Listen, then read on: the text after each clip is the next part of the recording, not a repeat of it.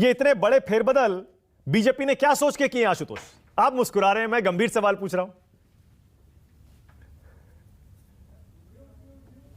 आपने म्यूट किया है शायद आशुतोष। पूरे फेरबदल में सिर्फ एक ही नाम है जिस पर लोग चौंके हैं, और वह नितिन गडकरी का नाम। नितिन गडकरी को हटाने का जो मैसेज है, संदेश है, बहुत स्पष्ट है। वो ये कि किसी तरीके का डिस्कॉर्डेंट नोट पार्टी और पार्टी के बाहर, संगठन या संगठन के अंदर, या कैबिनेट या उसके बाहर बर्दाश्त नहीं किया जाएगा। और नितिन गडकरी 2018 में विधानसभा चुनाव, जब भारतीय जनता पार्टी 3 राज्यों में हारी थी, राजस्थान, छत्तीसगढ़ और मध्य प्रदेश, तब की आपको याद होगा उन्होंने कहा था कि अगर जीत का सेहरा अगर पार्टी नेतृत्व के माथे पर बंधता है तो हार की जिम्मेदारी भी पार्टी को लेनी चाहिए, पार्टी बॉस को लेनी चाहिए। तो उस वक्त अमित शाह थे, और उस वक्त भी यह कहा गया था कि दरअसल चुनाव के ठीक पहले वो अपनी पोजीशनिंग कर रहे हैं। उसके बाद आप लगातार, आपको ध्यान होगा कि लगातार नेहरू और इंदिरा गांधी की वो तारीफ करते रहे हैं। और अभी हाल में उन्होंने जो एक बयान दिया था, वो बयान दरअसल बीजेपी के लिए बहुत ही डैमेजिंग, और खासतौर पर Narendra Modi brand of politics को लेकर उसको डैमेजिंग माना जा सकता है, या माना गया है। मेरा कहना है कि उसको माना गया है। और कोई भी नेतृत्व होगा, चाहे वो मोदी साहब का नेतृत्व हो या किसी और पार्टी में नेतृत्व हो, वो इस तरीके के बयानों को शायद बर्दाश्त ना करे। हाँ, जब उन्होंने कहा था कि मन करता है राजनीति छोड़ दूं। नहीं, ये बयान बहुत महत्वपूर्ण बयान नहीं है। इससे ज्यादा महत्वपूर्ण बयान ये कि आज की तारीख में 100% राजनीति सत्ता पाने और बने रहने का खेल है, जबकि सत्ता को बदलाव का वाहन होना चाहिए। तो हर तरीके से नरेंद्र मोदी और अमित शाह की बीजेपी के ऊपर आज की तारीख में यह लगता है कि जहां वो सरकार में आते हैं वहां तो उनकी सरकार बनती है, जहां वो सरकार में नहीं आते वहां भी उनकी सरकार बनती है। तो हर तरीके से सत्ता में बने रहने का जो खेल है, वो एक तरीके से कोई भी लीडरशिप हो। आपको याद होगा अटल बिहारी वाजपेयी के बारे में जब गोविंदाचार्य ने मुखौटे वाली बात कही थी, तो उसके बाद गोविंदाचार्य ने बहुत सफाई दी थी, कई जगह सफाई दी, कई प्लेटफॉर्म पे सफाई दी, लेकिन उसके बाद से गोविंदाचार्य को जो पार्टी से बाहर किया गया, वो कभी पार्टी में वापस लौट नहीं पाए, और अंततः उनको वनवास ही जाना पड़ा।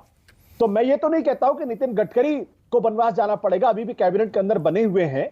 दूसरा संदेश ये है कि नितिन गडकरी आरएसएस के बहुत करीब माने जाते हैं, नागपुर में खुद रहते हैं, और इसलिए भी संघ को भी एक तरीके से संदेश है कि भाई आप पार्टी के मामले में ज्यादा दखलंदाजी करने की कोशिश मत करिए, और अगर आपकी शह पर कोई आदमी पार्टी की फंक्शनिंग को या लीडरशिप पे किसी तरीके का कमेंट करेगा तो उसको भी एक सीमा के बाद बर्दाश्त नहीं किया जाएगा।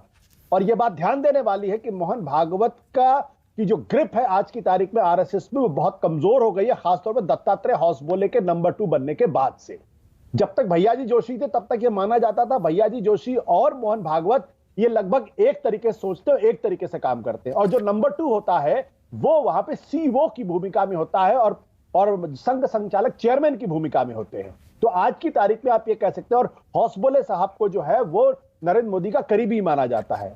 तो इसलिए संदेश बहुत स्पष्ट है, और वो ये है कि जब तक नरेंद्र मोदी हैं पार्टी के शीर्ष पर, तब तक सिर्फ उनकी चलेगी, किसी तरीके का डिसएग्रीमेंट बर्दाश्त नहीं किया जाएगा। और शिवराज सिंह चौहान, आशुतोष, उनके बारे में क्या समझ में आता है? हालांकि वहां से सत्यनारायण जटिया को लिया गया है, दलित चेहरा है, और क्योंकि आपको पता है मध्य प्रदेश में चुनाव भी अगले साल होने वाले हैं, तो हो सकता है कि शायद दलित इक्वेशन को देखते हुए ये किया हो।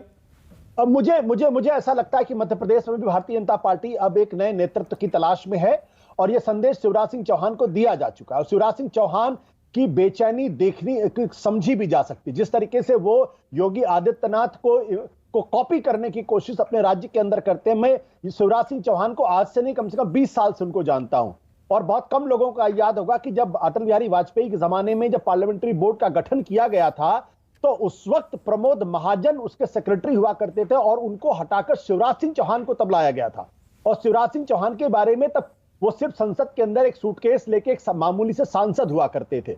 उसके बाद जब उमा भारती ने और बाबूलाल गौड़ ने मध्य प्रदेश में भारतीय जनता पार्टी की सरकार को पूरी तरीके से डुबो दिया था, तब शिवराज सिंह चौहान ने वहां पे पार्टी को नए सिरे से स्थापित किया, और 13 साल मुख्यमंत्री रहे।